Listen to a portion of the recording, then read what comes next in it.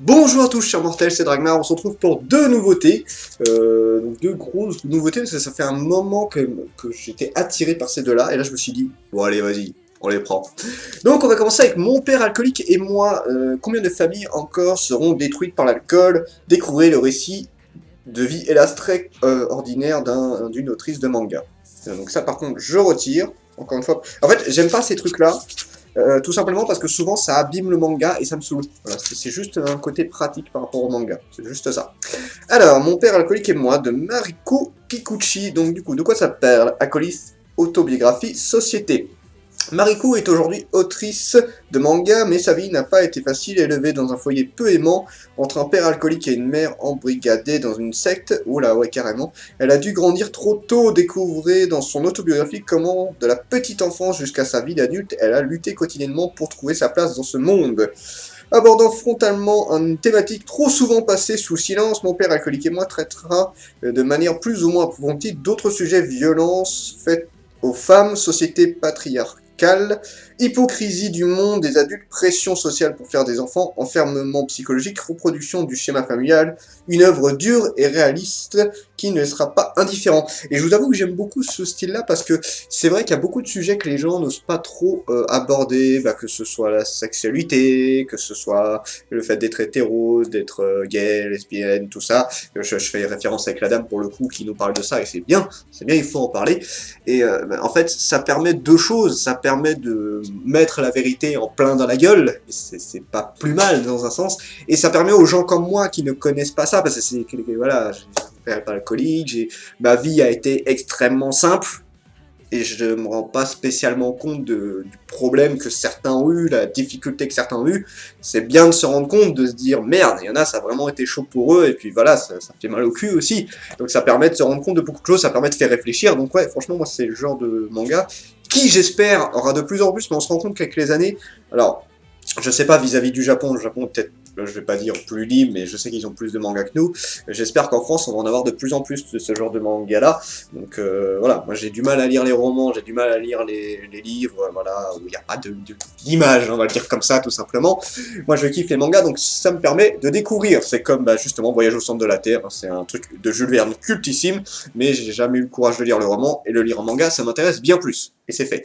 Donc voilà, donc juste montrer quelques images. Donc je vais éviter de trop montrer non plus parce que c'est en un tome.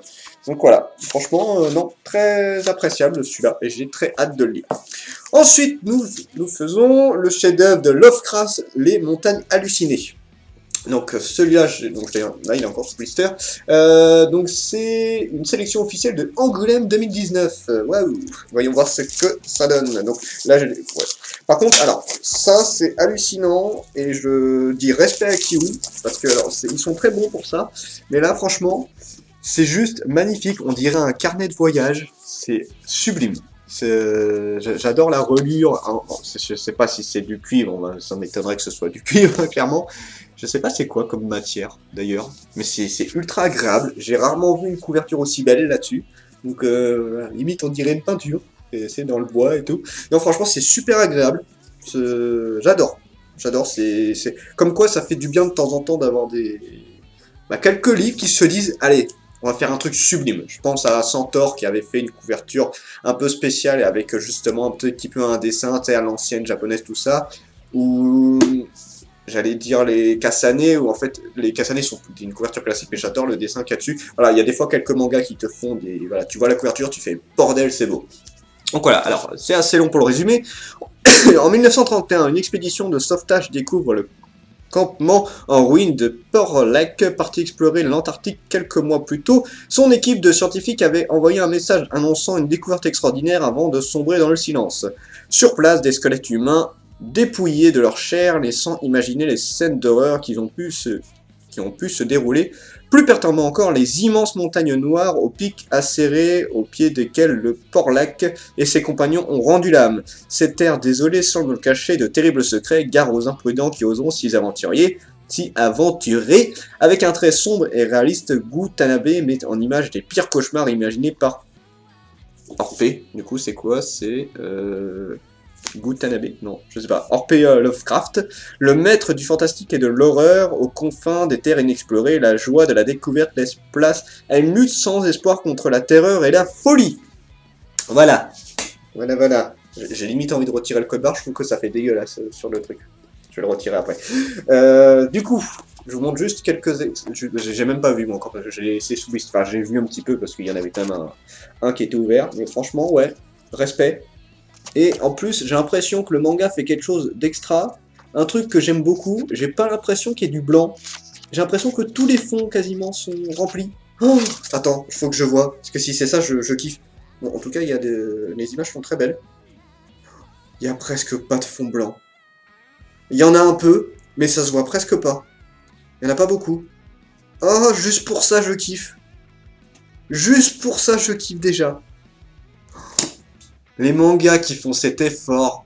Ah, merci mon dieu. Bon, je le dis d'avance, il aura une excellente note pour le dessin. Juste le fait que les fonds soient faits. Ah mon dieu, merci. Ah, enfin, des gens qui ont compris. Enfin, c'est moi, hein, c'est j'ai horreur du fait qu'il y ait des vides. Et là, en tout cas, du peu que je vois, faudra que je dise vraiment qu'en feuilletant tout, mais là, ça me fait kiffer. Rien que ça me fait kiffer. Donc voilà, c'était les nouveautés du jour, c'était Dragmar, et je vous dis à la prochaine, chers mortels. 光る砂粒だね一粒もこぼせない忘れ